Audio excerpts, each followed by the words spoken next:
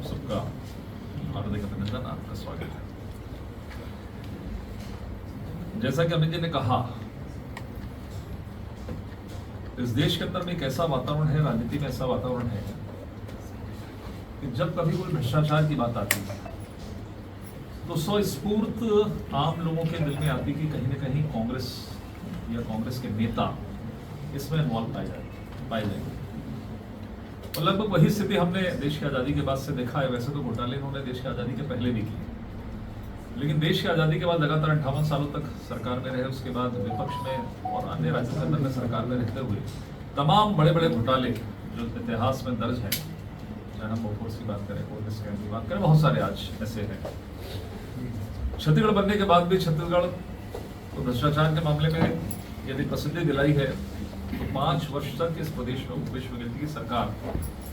और उसको अब कहने की आवश्यकता नहीं है क्योंकि तमाम बड़े अधिकारी से लेकर तमाम कांग्रेस के नेता जिनके रिश्तेदार आज जेल की सलाखों के पीछे हैं,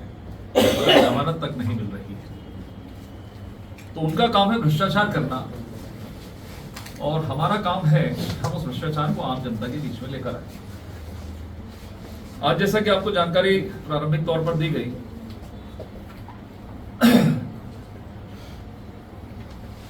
कि क्रिप्टो करेंसी जो बिटकॉइन का विषय है, वैसे तो देखा जाए छत्तीसगढ़ या देश में हम बात करें तो 90%, 99% लोग बिटकॉइन या फिर क्रिप्टो करेंसी जो कहते हैं, आप लोग जानते होंगे, तो समझते ही नहीं कि ये किस तरह का विषय है और किस तरह के इसमें घोटाले हुए। लेकिन ये कहा जाता है, ये माना जाता है कि आकाश से लेके पाताल और जमीन से लेके आकाश तक जिन भी क्षेत्रों में इस तरह के कोई भी योजनाएं आती हैं, प्रोजेक्ट आते हैं, कोई विषय आते हैं, उसमें कहीं ना कहीं कांग्रेस उन घोटालों में लिप्त पाई जाती है। कल ही जिस तरीके से महाराष्ट्र चुनाव को लेकर, झारखंड के चुनाव को लेकर जो विषय सामने आया है, एक नेत्री ने अपने सोशल प्लेटफॉर्म पर भी, एक्स पर उन्होंने एक पोस्ट किया है और बिटकॉइन मामले में छत्तीसगढ़ के पूर्व मुख्यमंत्री पर भी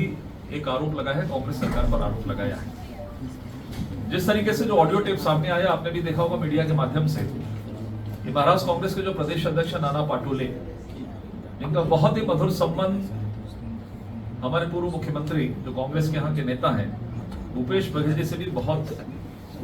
मधुर संबंध है, जो आपने देखा पिछले 5 वर्षों में भी और बाद में भी कांग्रेस की राजनीति में आपने देखा है। जो कांग्रेस की पूर्व नेत्री ने एक्सपोर्ट पर यह आरोप लगाया है,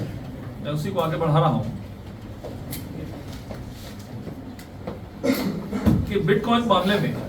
जो महाराष्ट्र के ऑडियो टेप के माध्यम से यहां आया, ईडी ने इस पर यहां के जो गौरव मेहता है,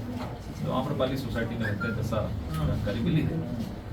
कि छत्तीसगढ़ में भी कार्रवाई हुई है, अर्थात उनके तार जिस तरीके से यहाँ पे जुड़े हैं इसके ऊपर, और जिस गौरव मेहता के साथ में भी भूपेश बघेल जी के संबंध रहे हैं। महादेव मामला तो आप सब लोगों को जग जाहिर हो गया है कि किस तरीके से कांग्रेस सरकार के जो आर्थिक मामले, हम महाराष्ट्र और झारखंड की क्या बात करें, झारखंड के अधिकारी भी जेल की सलाखों के पीछे शराब के मामले को लेके, लेकिन इनके आर्थिक मामलों की जो भ्रष्टाचार है, जो तार जुड़े हुए हैं, वो अंतर्राष्ट्रीय गिरोह से भी जुड़े। और ऐसे में यह खुलासा जब सामने आया ऑडियो टेप के माध्यम से, और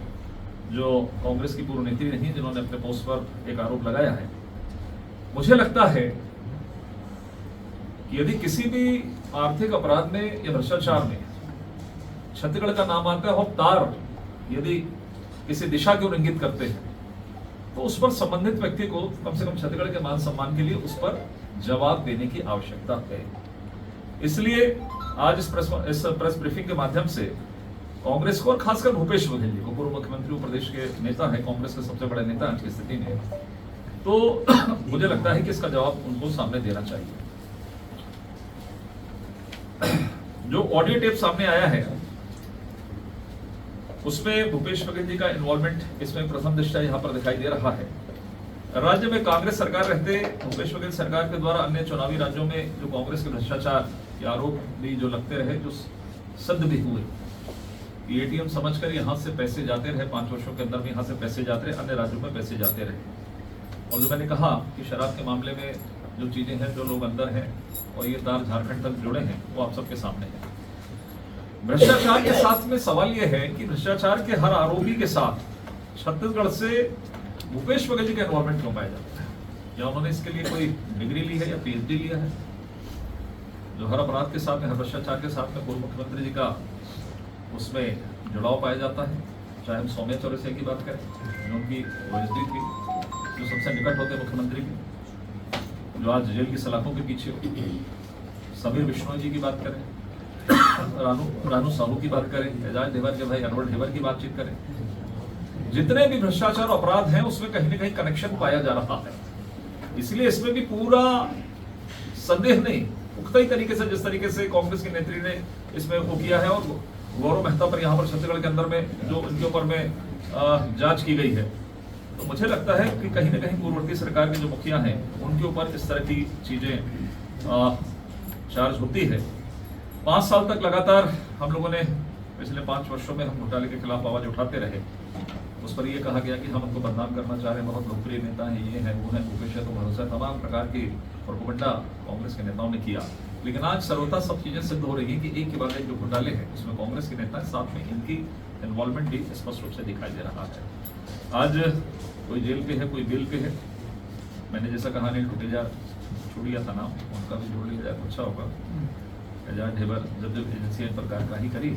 ये भी एक बड़ा आश्चर्य होता है कि कोई देखा, कोई एनएसयूआई का अध्यक्ष है, कोई कांग्रेस का नेता है, कोई फलाना है, कोई ढिकाना है। तो आखिर कांग्रेस किस विचारधारा के साथ में प्रदेश में और देश के अंदर में राजनीतिक रूप से काम कर रही है? आम जनता के लिए क्या काम कर रही है? या भ्रष्टाचार में भी लिप्त आते हैं, कोई हत्या, लॉ एंड ऑर्डर की स्थिति बनती है, ठीक है, हमारी जवाबदारी, हमारी सरकार है, लेकिन आखिर उसमें आपके कांग्रेस के नेता इसमें क्यों शामिल पाए जाते हैं? तो ये बड़ा यक्ष प्रश्न है। और एक महत्वपूर्ण विषय जो सामने आया, बिटकॉइन का मामला आया, क्रिप्टो करेंसी का जो विषय आया है, उसके तार जिस तरीके से जुड़ते चले जा रहे हैं। और आपने हर मामले में देखा है कि पहले ये नकारते रहे कि नहीं नहीं नहीं, इसमें कांग्रेस के नेताओं का नहीं है, बीजेपी भ्रष्टाचारी कर रही है, ईडी का सहारा ले रही है, मोदी जी ऐसा कर रहे हैं। लेकिन जब जैसे जैसे पर्दे उखड़ती गई जांच के आधार पर, वहां पर कांग्रेस के नेता उसमें शामिल पाए गए। तो हमें आशंका है कि जिस तरीके के आरोप उन पर लगे हैं कांग्रेस के पूर्व नेत्री के द्वारा, तो इस मामले में भी कहीं न कहीं तार आने वाले समय के अंदर में पूर्व मुख्यमंत्री जी से जुड़े हैं। लेकिन आज हम एक समय दे रहे हैं कि उनको सामने आकर इस पर जवाब देने की आवश्यकता है।